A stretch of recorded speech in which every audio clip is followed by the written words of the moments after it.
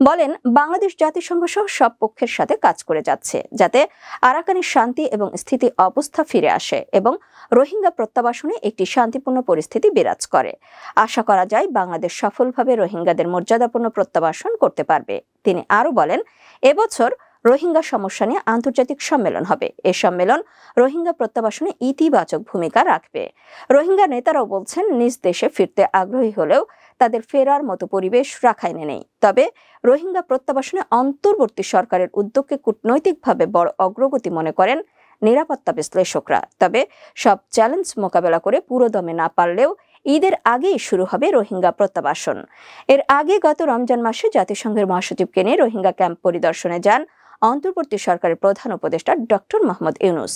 এ সময় তিনি আগামী ঈদের আগেই রোহিঙ্গাদের মিয়ানমারে ফেরত পাঠানোর ব্যাপারে আশাবাদ ব্যক্ত করেন। এরপর অন্তর্বর্তী সরকারের জোর প্রচেষ্টায় থাইল্যান্ডে